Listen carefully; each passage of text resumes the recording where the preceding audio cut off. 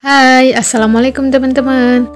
Kembali lagi nih di podcast Keilmuan ISMKM Jawa Barat.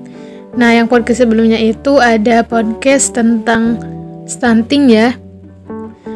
Yuk yang belum ngedengerin bisa dicek di Spotify dan jangan lupa untuk di play.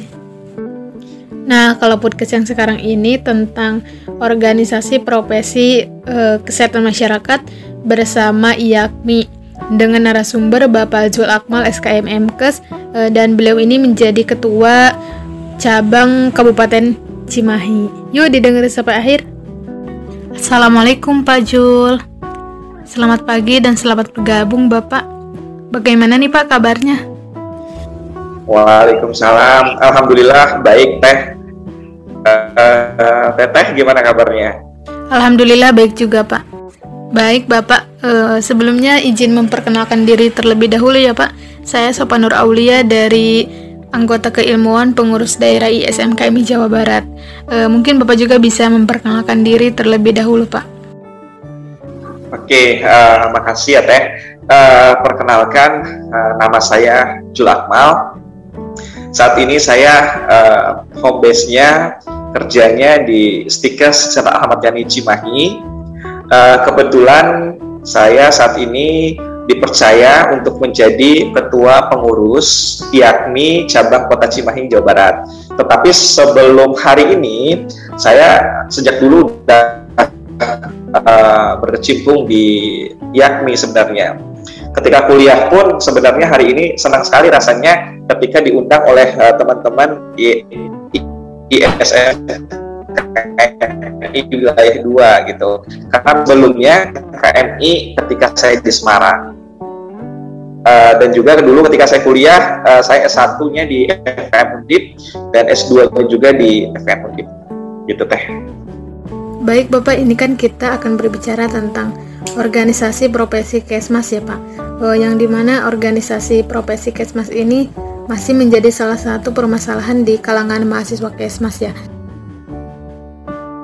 Karena memang kesehatan masyarakat ini masih mempunyai dua organisasi ya Pak, yang sedangkan kalau menurut Undang-Undang di nomor 36 tahun 2014 pasal 50 ayat 1 dan 2 itu mengamanatkan bahwa tenaga kesehatan itu harus membentuk organisasi profesi, dan di setiap jenis tenaga kesehatan ini hanya dapat membentuk satu organisasi, begitu ya Pak. Nah, mungkin ini Pak yang menjadi permasalahan kalangan mahasiswa Kesmas, karena memang masih belum adanya tentang kepastian penyelesaian organisasi profesi Kesmas ini. Bagaimana nih Pak tanggapannya menurut Bapak sendiri? Oke, pertanyaan yang cukup bagus ya. Pertanyaan cukup bagus dan cukup sering saya dengar terkait dengan pertanyaan ini. Kenapa sih di Kesmas itu memiliki dua organisasi gitu kan? Kalau di tempat lain itu organisasinya itu kan cuma satu. Misal dokter cuma punya ID, bidan cuma punya IB gitu kan, teknologi laboratorium medik cuma punya Patelki gitu kan. Nah, kenapa sih Kesmas ini punya dua organisasi? Nah, harus dipahami dulu bahwa di Kesmas itu memiliki dua organisasi. Yang pertama ada IAKMI, Ikatan Ahli Kesehatan Masyarakat Indonesia, dan yang kedua ada Persakmi gitu. Nah, lalu bagaimana kedua organisasi ini? Apakah diakui? Dua-duanya diakui. Dua-duanya diakui. Tergantung kita nih mau ikut yang mana gitu. IAKMI boleh, Persakmi boleh. Kalau kita sebagai tenaga kesehatan masyarakat lulusan SKM gitu kan. Tetapi dua organisasi ini berbeda. Dua organisasi ini berbeda. Dalam kepengurusannya, keanggotaannya juga berbeda. Kalau Persakmi, kita ketahui semua bahwa isinya adalah orang SKM saja. Orang SKM saja. Jadi kalau orang yang di luar SKM itu tidak diterima jadi anggotanya. Tetapi kalau IAKMI itu boleh, siapapun boleh menjadi anggota IAKMI. Asalkan orang tersebut atau individu tersebut dia memiliki keterlibatan langsung dengan kesehatan masyarakat, sama-sama memiliki kepedulian terhadap kesehatan masyarakat. Itu berbeda.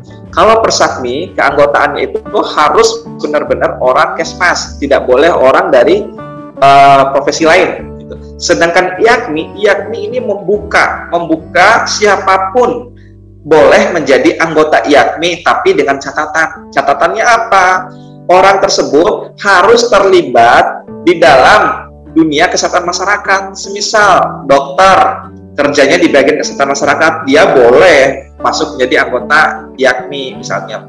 Ada orang nih yang lulusan sarjana ekonomi, tapi kerjanya di bagian Kesmas, dia boleh jadi anggota IAKMI.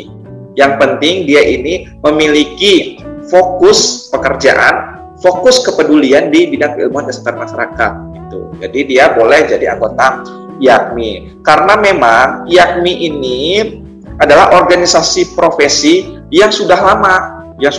Karena IAKMI ini dibentuk pada tahun 1971. Bayangkan, dari tahun 71.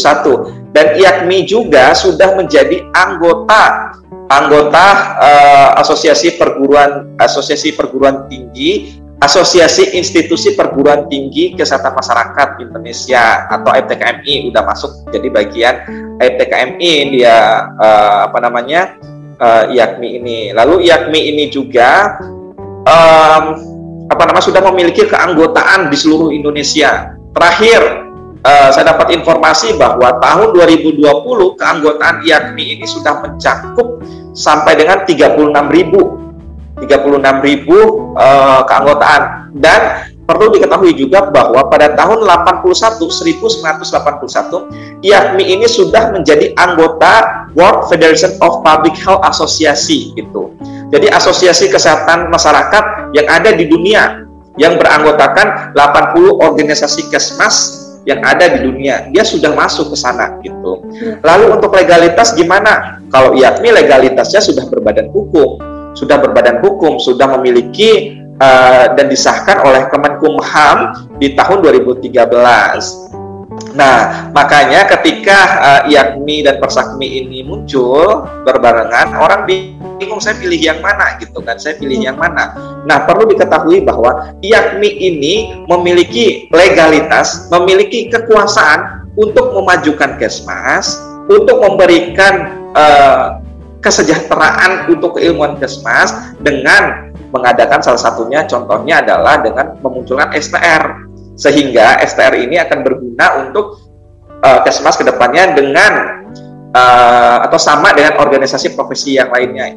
Dokter ada STR-nya, bidan ada STR-nya, perawat ada STR-nya, Kesmas juga sama gitu kan. Karena memang ketika muncul STR itu ada keahlian yang didapatkan. Karena memang IAKMI ini sudah menjadi anggota MTKI itu sudah lama gitu. MTKI itu yang mengeluarkan STR gitu. Jadi sudah dilegalkan IAKMI ini dalam berbagai hal maupun dalam berbagai kegiatan gitu. Jadi seperti itu sih, Teh. Lalu Pak, kalau menurut Bapak sendiri, apa sih itu organisasi profesi yang dimana ini juga kembali menjadi perbincangan antar mahasiswa Kesmas Pak? Karena memang masih ada yang belum tahu apa sih itu organisasi profesi dan juga fungsi dari organisasi profesi itu sendiri untuk apa? Oke, Teh. Organisasi Kesmas, kita harus bisa memahami kata organisasi dulu. Organisasi itu adalah sekumpulan orang yang memiliki tujuan, visi, misi yang sama, yang saling menguntungkan satu sama lain. Jadi organisasi ini sebagai wadah untuk mengembangkan diri, untuk memperbaiki diri, dan hal-hal positif itu bisa didapatkan di dalam organisasi. Organisasi Kesmas tujuannya sama dengan organisasi yang lainnya. Kesmas itu memiliki organisasi yang sama dengan perawat, dokter, bidan, apoteker, semua sama gitu, memiliki organisasi. Tujuannya buat apa?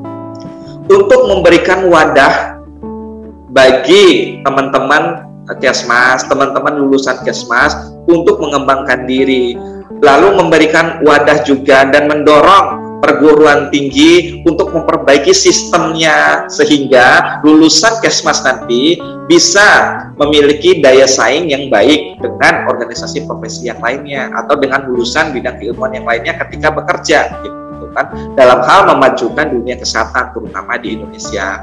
Lalu organisasi profesi itu mempermudah mempermudah mahasiswa Kesmas maupun lulusan Kesmas mendapatkan hal apapun, terutama dalam bidang keilmuan, pengembangan daya kepemimpinan, lalu mendapatkan link pekerjaan, semua itu bisa didapatkan di situ. Sehingga Kesmas itu jujur sejak dulu selalu dianggap sebelah mata, selalu beranggapan bahwa Kesmas itu bagian dari kedokteran. Nah, ini adalah hal yang salah. Kesmas itu luas, Kesmas itu luas. Salah satunya adalah di dalam hal keorganisasian profesi, dalam hal ini IAKMI, di dalam IAKMI itu memiliki organisasi profesi lain juga di dalamnya. Ada anak-anaknya, ada PPKMI, ada PAKI, ya kan? Lalu ada PAEI, yang epidemiologi maupun yang lainnya. Kenapa bisa seperti ini? Karena balik lagi, organisasi Kesmas ini ingin menjadi wadah yang baik dalam hal mencetak lulusan Kesmas nantinya menjadi lulusan yang memiliki daya juang, daya saing, sehingga kata Indonesia Sehat yang sering kita dengar, sering dicanangkan oleh pemerintah, itu bisa diwujudkan oleh seorang kesehatan masyarakat. Jadi seperti itu. Baik Bapak, yang mungkin pada intinya organisasi profesi Kesmas ini adalah suatu wadah untuk perkumpulan orang-orang yang memang memiliki keahlian khusus di bidang keahliannya tertentu ya Pak, dan juga bertujuan untuk mempermudah mahasiswa Kesmas ataupun lulusan kesehatan masyarakat untuk mendapatkan hal apapun, yang salah satunya mungkin dari pengembangan keilmuan, pengembangan daya kepemimpinan, dan juga mulai dari mendapatkan link pekerjaan, begitu ya Pak? Baik. Iya, betul sekali. Apakah ada persyaratan tertentu untuk pembuatan organisasi profesi? Oke, kalau persyaratan untuk membuat suatu organisasi profesi, apakah ada syaratnya? Yang pasti ada syaratnya. Syaratnya apa sih yang pertama? Yang pertama adalah punya anggota dulu, gitu kan. Siapa sih yang mau nih, gitu kan? Apakah kita punya lulusan, gitu kan? Kalau lulusan Kesmas itu sudah banyak, gitu. Sehingga organisasi profesinya harus juga besar, harus juga bergerak maju, gitu. Harus juga bergerak maju, dan harus bisa mengembangkan lulusan ini menjadi lulusan yang berkompeten di bidangnya, gitu kan. Syarat yang pertama adalah memiliki keanggotaan. Lalu yang kedua, syarat yang kedua adalah memiliki legalitas. Legalitas di sini berbadan hukum, lalu pembentukannya depan notaris, lalu mendapatkan pengakuan dari Kemenkumham, gitu. Lalu syarat yang lainnya juga adalah memiliki dewan-dewan pakarnya, gitu kan. Siapa nih yang kita jadikan mentor nih, gitu kan. Siapa yang kita jadikan mentor? Siapa nih yang kita tuakan nih di sini yang bisa memberi wejangan-wejangan, memberikan nasihat-nasihat pada anggota-anggota dalam organisasinya, gitu kan. Lalu kita juga dalam hal syaratnya adalah menjalin kemitraan. Kalau misal kita bikin suatu organisasi dalam hal organisasi kesehatan, apakah ada yang mendukung? Kalau misalnya kesehatan, siapa nih yang mendukung? Kementerian Kesehatan mungkin, Asosiasi Perguruan Tinggi Kesehatan mungkin. Nah, semua kita galang jadi satu sehingga organisasi itu bisa dibentuk. Nah, ketika dibentuk, agar organisasi ini menjadi luas, di tiap-tiap cabang itu harus dibentuk juga, gitu. Di tiap-tiap cabang ini harus dibentuk juga, gitu. Nah, salah satunya adalah IAKMI. IAKMI ini sudah memiliki pengurus cabang dari seluruh provinsi Indonesia, itu ada 32. Jadi 32 provinsi di Indonesia itu sudah menjadi tempat penyebaran organisasi profesi IAKMI, gitu. Ini adalah salah satu contoh, gitu, bagaimana kita memperluas jaringannya sehingga bisa memperkuat organisasi ini. Gitu, Teh. Berarti dari persyaratan yang tadi IAKMI sendiri sudah memenuhi ya, Pak? Sudah memenuhi, karena memang pada tahun 71 itu ketika saya mendapatkan materi ini, keilmuan ini dari senior-senior saya di IAKMI. Dulu ketika IAKMI ini saya berkecimpung di IAKMI Jawa Tengah. Jadi sebelum saya pindah ke Jawa Barat, saya dulu di Jawa Tengah. Ketika dokter Pak Anung menjelaskan bahwa ketika pada tahun 71 itu, ketika kita belajar sejarahnya, flashback katanya, sebenarnya yang berada di situ itu kenapa sih IAKMI ini di bidang keilmuan? Mungkin ada pertanyaan seperti itu kan? Kenapa IAKMI ini diciptakan oleh orang-orang yang berlatar belakang kedokteran gitu kan?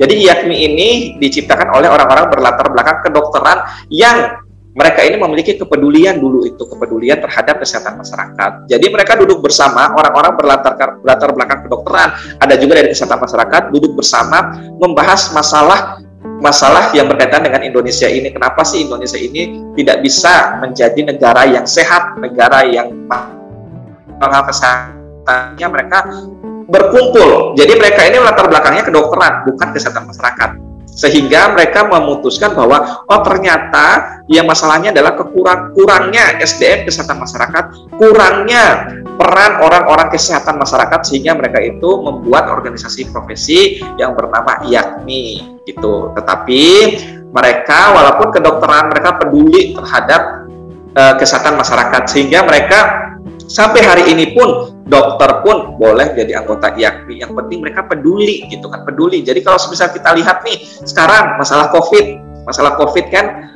COVID kalau misal yang berperan aktif hanya orang kesehatan masyarakat itu tidak akan selesai.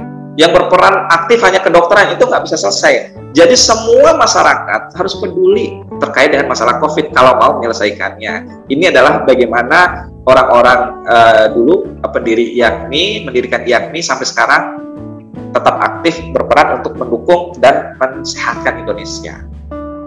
Gitu Teh. Jadi boleh siapapun nih Pak ya, yang memang benar-benar peduli dengan keadaan Indonesia ini bisa boleh bergabung bersama organisasi profesi IAKMI. Iya, bisa. IAKMI terbuka dengan siapapun, yang penting punya kepedulian lah dengan kesehatan masyarakat. Oh iya Pak, mau tahu juga nih Pak visi misi dari IAKMI sendiri. Oke, nah visi misi dari IAKMI seperti saya jelaskan tadi, IAKMI itu memiliki visi untuk menjadi sebuah organisasi profesi bertaraf dunia dalam mencapai derajat kesehatan bangsa setinggi-tingginya. Jadi kita ingin menjadi yang terbaik, ingin menyamai atau setara dengan organisasi profesi Kesmas di dunia atau di bagian Eropa, Amerika untuk kepentingan bangsa. Jadi istilahnya kita berkembang kembali lagi untuk kepentingan masyarakat Indonesia, untuk kepentingan negara Indonesia, itu visinya. Kalau misi IAKMI itu ada 7 misinya. Yang pertama, menjaga nilai-nilai budi luhur dalam mengamalkan etika profesi. Karena memang kita berdasarkan Undang-Undang Dasar 1945 dan Pancasila. Yang kedua, meningkatkan kapasitas dan kepentingan anggotanya. Lalu yang ketiga, menatap pengelolaan organisasi dari pusat sampai dengan daerah. Yang keempat, melaksanakan kemitraan yang luas dan berdaya guna. Yang kelima, meningkatkan pengetahuan dan keterampilan bidang kesehatan masyarakat. Yang keenam, berupaya meningkatkan derajat kesehatan tanpa memandang perbedaan sosial, agama, suku, bangsa, dan batas wilayah. Jadi kita luas kita dalam hal peningkatan derajatnya. Lalu yang ketujuh, mengembangkan kemitraan strategis dengan pemerintah dalam upaya mencapai derajat kesehatan yang setinggi-tingginya. Nah, yang ketujuh ini kita bisa lihat kemarin bahwa ketika Menkes yang baru dilantik, 2 hari setelah dia dilantik gitu kan, dia langsung memanggil ketua IAKMI. Dia langsung mengajak anggota organisasi profesi di bawah IAKMI seperti PPKMI, seperti PAKI, seperti PAEI, duduk berbarengan membicarakan langkah apa sih yang bisa saya lakukan ke depan untuk Indonesia sebagai Menkes yang baru. Jadi orang-orang IAKMI berdiskusi berdiskusi. Bisa dilihat di webnya IAKMI, bisa dilihat di beberapa sosial media dari PPKMI, PAKI. Itu Menkes mengajak orang-orang IAKMI duduk bersama, mencari tahu masalah apa yang harus mereka lakukan untuk menurunkan COVID terutama. Nah, organisasi profesi yang diajak duduk itu adalah IAKMI, bukan yang lain. Bukan berarti saya tidak respect dengan organisasi yang lainnya, tetapi Menkes mengajak yang pertama adalah IAKMI. Karena IAKMI di dalamnya memiliki organisasi profesi yang banyak juga di anggotanya. Jadi gitu Teh. Untuk mencapai visi misi tersebut, mungkin ada upaya atau kegiatan apa Pak yang biasa diselenggarakan oleh IAKMI? Oke, IAKMI itu sangat berperan aktif ya, sangat berperan aktif dalam hal memperhatikan masalah kesehatan masyarakat Indonesia pada umumnya dan memperhatikan kualitas dari tenaga kesehatan masyarakat yang ada di Indonesia.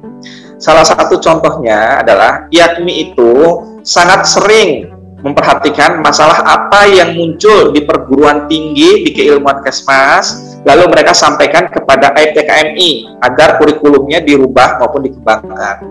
Lalu IAKMI juga melihat dan menganalisis situasi di lapangan, apa sih kebutuhan masyarakat, kebutuhan lingkungan, sehingga lulusan Kesmas nanti sangat dianggap sebagai agen perubahannya. Nah, mereka keterampilan apa yang mahasiswa butuhkan lulusannya, nanti mereka sampaikan juga kepada AIPTKMI gitu. Jadi jangan heran gitu, jangan heran kalau misal ketika saya dulu saya kuliah sama sekarang gitu kan, ada beberapa mata kuliah yang berbeda gitu kan. Ada yang dihilangkan, ada juga yang dimunculkan yang baru gitu kan. Ada yang dimunculkan yang baru gitu. Nah, dulu ketika saya kuliah gitu kan, yang berkaitan dengan media, pengembangan media maupun yang berkaitan dengan komunikasi itu hanya beberapa SKS saja gitu kan. Tetapi sekarang kan dimunculkan dari mulai semester 1 gitu. Nah, ini bagaimana cara IAKMI melihat perkembangan kesehatan terutama untuk tenaga kesehatannya nanti gitu. Lalu IAKMI juga memiliki kepedulian yang tinggi terhadap perkembangan atau permasalahan kesehatan yang ada di Indonesia gitu kan.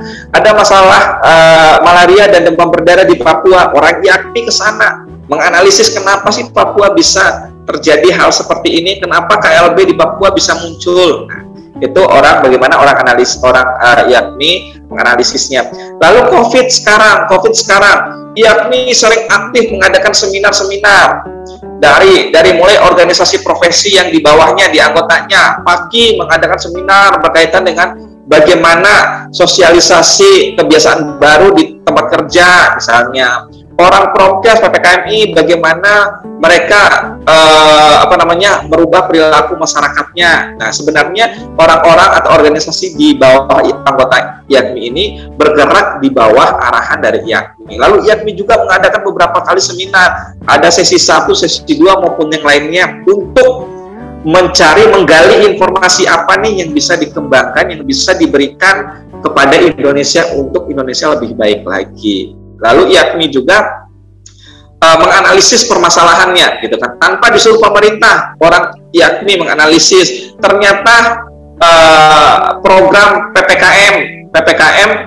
di Bali dan Jawa tidak efektif. Ini datanya gitu kan. Ternyata pemakaian masker di seluruh kota di Jawa Barat misalnya itu nggak efektif. Ini datanya gitu kan, sehingga bisa menjadi bahan pertimbangan untuk pemerintah mengambil keputusan ke depannya. Jadi orang IAKMI itu aktif di berbagai hal karena memang orang IAKMI peduli terhadap Indonesia. Intinya seperti itu sih. Bisa dibilang organisasi profesi Kesmas IAKMI ini sangat gerak cepat sekali ya Pak? Iya, jadi sangat cepat sekali bergerak. Saya kan pengurus cabang Kota Cimahi. Langsung mendapatkan ketika COVID itu pertama kali muncul di Indonesia, pertama kali masuk ke Indonesia, ditemukan nih masalah COVID pertama kali muncul di Indonesia. Langsung mendapatkan pesan di grup WhatsApp adalah setiap cabang, orang-orang di cabang gitu kan, di cabang, pengurus cabang di kota kabupaten di Jawa Barat harus bergerak aktif mengkampanyekan terkait dengan apa itu COVID, bagaimana penularannya, bagaimana bahayanya, bagaimana dampak maupun yang lainnya. Tolong kampanyekan segera sehingga masalah ini tidak menyebar dengan luas gitu. Saya rasa sukses. Kenapa? Karena kita bisa lihat total yang COVID di Indonesia ada di angka 1 juta. Tetapi yang sehat itu masih di angka 200-an juta penduduk Indonesia gitu kan. Dan ini bagaimana langkah IAKMI menahan gitu kan. Karena memang IAKMI dan Kesmas kan kita kan lebih mengutamakan preventifnya, bukan kuratifnya. Jadi pasien kita adalah berjumlah 200-an juta masyarakat Indonesia itu pasien kita, sedangkan pasien orang kedokteran itu cukup 1 juta saja. Nah, bagaimana IAKMI ini menjadi benteng pertama dalam hal menahan laju penyebaran COVID di Indonesia. Jadi seperti itu. Oh iya Pak, pernah terdengar kabar juga bahwasanya kalau IAKMI ini menyelenggarakan STR dan uji kompetensi untuk kesehatan masyarakat ya Pak, namun diberhentikan oleh Ombudsman karena ditemukannya maladministrasi dalam penyelenggaraannya. Nah Bapak, apakah ini betul dan bagaimana tanggapan Bapak mengenai permasalahan diberhentikannya masalah STR dan uji kompetensi ini Pak? Oke, pertanyaan yang bagus terkait dengan STR dan uji kompetensi gitu kan. STR dan uji kompetensi. Saat ini sebenarnya yang terkait dengan penghentian sementara penerbitan STR oleh Ombudsman itu kecil persentasenya itu karena adanya maladministrasi. Tetapi masalah yang di sini adalah kenapa penghentian sementara penerbitan STR ini dilakukan, itu karena organisasi profesi Kesmas itu harus duduk berbarengan antara IAKMI dan Persakmi, menyatukan pandangan lulusan Kesmas ini mau dibawa kemana, keterampilan apa yang mereka butuhkan. Nah, dari teman-teman IAKMI, FTKMI maupun dari Persakmi, ini pandangannya masih berbeda.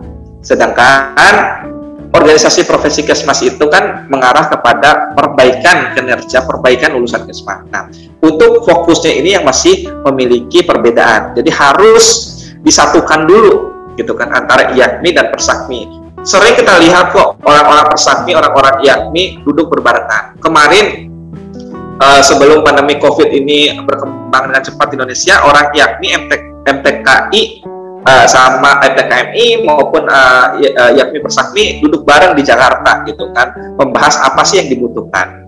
Lalu yang kedua, permasalahan yang kedua yang muncul adalah ada protes dari organisasi profesi yang lain yang di luar kesehatan masyarakat. Kenapa sih orang Kesmas kok tiba-tiba bisa dapat STR, bisa dikatakan profesi Kesmas? Kalau profesi kan harus kuliah 1 tahun. Dokter kan lulus 4 tahun nih, SKET dapatnya. Kalau mau dapat gelar dokter, dia harus sekolah lagi setahun atau 2 tahun. Yang kalau misal yang di keperawatan, kalau mau dapat profesi nurse misalnya harus kuliah 1 tahun. Kok Kesmas enak banget sih? Nah, ini protes. Nah, tanpa mereka ketahui bahwa kita kan udah peminatan tuh. Peminatan ada yang mulai semester 4, ada mulai semester 7, ada mulai semester 6 gitu kan, itu berbeda-beda. Peminatan itu diarahkan sebagai untuk keprofesiannya nanti. Saat ini kan kita tahu tuh, kalau di tunjangan jabatan fungsional di puskesmas, rumah sakit, ada tunjangan jabatan fungsional prokes, ada tunjangan fungsional terkait dengan AKK maupun yang lainnya. Nah, inilah yang mendorong kita untuk mengeluarkan STR, tetapi diprotes oleh organisasi profesi yang lain. Kalau mau ngeluarin STR, mau ngeluarin kata profesi, harus kuliah lagi dong 1 tahun. Padahal orang IAKMI, orang FTKMI sudah mengolah, sudah mengedit, sudah mencampur-campurkan seluruh kurikulum itu agar bagaimana caranya kuliah Kesmas ini dia mendapatkan profesi itu selama 4 tahun dengan cara peminatan. Dulu orang nggak ada peminatan. Coba kita lihat 10 tahun, 20 tahun yang lalu. Orang lulusan Kesmas nggak ada dia peminatan. Nah, sekarang kan udah peminatan. Sekarang kan udah ada lagi kan gelar-gelar yang lain. Sekarang mau dicanangkan sarjana kesehatan lingkungan SKL, sarjana K3 SK3 gitu kan. Ini kan masih rancangan. Nah, bagaimana caranya Kesmas ini memiliki organisasi profesi yang tadi gitu. Jadi, seperti itu sih Teh. Kenapa diperhatikan sementara? Nah, sampai sekarang kemarin sih sebenarnya hasilnya sudah didapatkan bahwa di awal tahun 2021 STR Kesmas itu dimulai kembali. dimulai kemarin. Akan tetapi karena masalah COVID, keputusan finalnya kemarin kapan itu dipending lagi, karena memang IAKMI juga masih fokus sebagai garda terdepan untuk menahan penyebaran COVID-19 gitu. Jadi IAKMI mengutamakan kepentingan yang umum, kepentingan bangsa Indonesia daripada kepentingan organisasi. Yang lagi urgent dulu ya Pak. Iya, yang lagi urgent dulu. Jadi selesai COVID dulu lah, baru kita ngurus STR gitu. Jadi kalau dibilang sudah mengupayakan itu sudah mungkin ya Pak ya.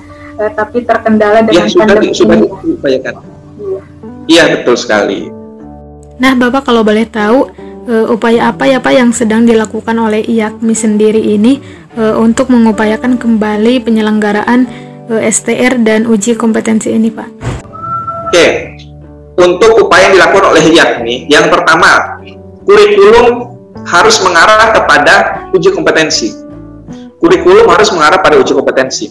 Kita bisa tahu di situ, untuk soal uji kompetensi pun, untuk mendapatkan STR, itu ada persentasenya. Promkes berapa persentasenya, AKK berapa persentasenya, K3 berapa persentasenya, sehingga bisa mendapatkan 100% dalam hal persentase. Nah, untuk ini dimasukkan di dalam mata kuliah gitu. Mata kuliah komunikasi kesehatan berapa soalnya nanti. Mata kuliah biostatistik deskriptif berapa soalnya. Nah, ini adalah upaya yang dimana nanti ketika mahasiswa itu lulus, ketika mendapatkan STR, dia tahu semuanya. Jadi namanya SKM Sarjana Kesehatan Masyarakat. Dia tahu semuanya, dia tahu tentang EPIN, dia tahu K3, dia tahu Kesling, dia tahu tentang kesehatan reproduksi maupun yang lainnya. Nah, upaya ini dimasukkan ke dalam kurikulum pendidikan, sehingga nanti kalau misal dia mahasiswa tersebut berhadapan dengan soal hukum, dia tidak akan kaget. Karena memang sudah terbiasa di dalam mata kuliah. Ujian pun, UTS UAS misalnya, UTS UAS, kita pun diminta dalam hal pembuatan soal vignette. Vignette itu soal yang berbasis uji kompetensi. Nah, ini adalah salah satu hal yang membuat atau mendorong perguruan tinggi untuk melakukan uji kompetensi nantinya. Lalu STR, lalu kita melakukan tryout-nya agar mahasiswa ini calon lulusan Kesmas tidak kaget terkait dengan uji prom. Tetapi kalau kampusnya sudah terbiasa menggunakan soal vignette, sesoal yang mengarah kepada uji kompetensi, dia tidak akan kaget. Karena memang IAKMI itu sangat aktif itu mengkampanyekan terkait dengan uji kompetensi, karena memang lulusan Kesmas itu jangan sampai malu-maluin gitu kan. Ketika kita lulus sebagai seorang Kesmas, orang bakal bilang, kamu bisa merubah kami, kamu bisa merubah lingkungan kami gitu kan. Kamu adalah agen perubahan gitu kan. Kamu adalah superhero kami gitu kan. Karena apa? Karena di dalam diri seorang lulusan Kesmas, dia harus memiliki kompetensi yang luas. Seperti saya jelasin tadi, kamu harus paham K3, kamu harus paham Kespro, kamu harus paham Promkes, semua kamu harus paham. Gitu. Jadi tidak heran kalau misal ada kayak KKN, PBL, misalnya kalau PBL bareng semua program studi misalnya jadi satu, jangan heran kalau Kesmas itu jadikan ujung tombaknya apapun kegiatannya. Gitu, karena memang kompetensi Kesmas itu sangat luas. Orang nanya ke saya, kok Kesmas belajar terkait dengan media sih yang Promkesnya gitu kan? Kok orang Kesmas belajar statistik sih gitu kan? Kan padahal ada tuh jurusan statistik di MIPA gitu kan. Kok Kesmas belajar terkait gizi sih? Kan di kedokteran kan ada gizi tuh, ada fakultas gizi gitu. Nah, kok Kesmas belajar terkait dengan penyakit sih yang di epidemiologi? Kan itu kan kerjaan dokter. Nah, inilah yang membedakan. Seperti saya jelasin di awal tadi bahwa Kesmas itu cakupannya luas. Pasiennya seluruh masyarakat Indonesia. Pasiennya adalah dalam hal kelompok masyarakat, kelompok yang lainnya gitu kan. Kalau dokter kan individu dia, satu lawan satu, kalau kita kan beda.